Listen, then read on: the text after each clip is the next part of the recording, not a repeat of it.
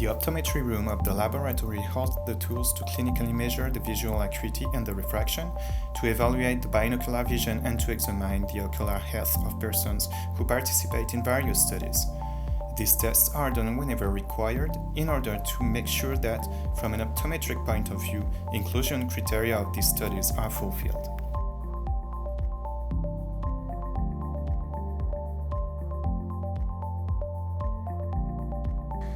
Electroencephalography is a non-invasive imaging technique allowing us to better understand the neurophysiological activity of the brain.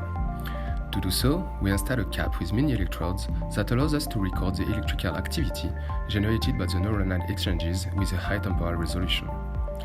In the laboratory, we mainly use quantitative electroencephalography, which allows us to study cortical activity at rest. In this case, the analysis is focused on the representation and the power of the different frequency bands that make up the signal in order to obtain a brain map.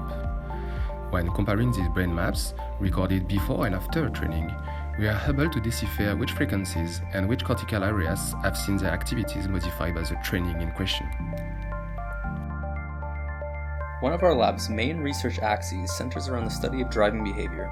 Using the sophisticated driving simulator seen here, we can test individuals' driving abilities by exposing them to dangerous events in a totally safe virtual environment. Here, we can see a participant driving down a simulated city street, narrowly avoiding a collision with a pedestrian. Using this tool allows us a unique look into drivers' behaviors in the most critical situations.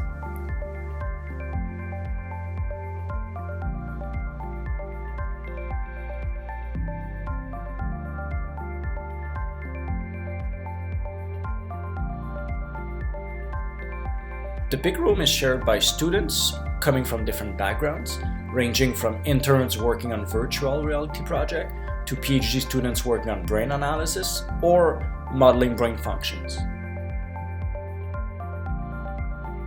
This experiment demonstrates a classical paradigm called multiple object tracking. In this task, the participant sees 8 identical balls on the screen. 4 of these balls then turn red for 1 second to cue them as targets. Then, all the balls start to move randomly and our participant has to keep track of the targets with her attention for 8 seconds. An algorithm manipulates the speed of the balls on each trial to determine the maximum speed at which our participant can track 4 targets, which is a measure of her attentional capacity. The glasses that the participant is wearing allow her to see the stimuli in 3D and also track her eye movements. The multiple object tracking task has been used in labs for decades as a way to measure perceptual and cognitive abilities. Here you can see an example of the task with a single target, which is briefly identified in orange before the movement begins. The participant has to track the target during the movement, then identify it at the end of the trial when the balls stop moving.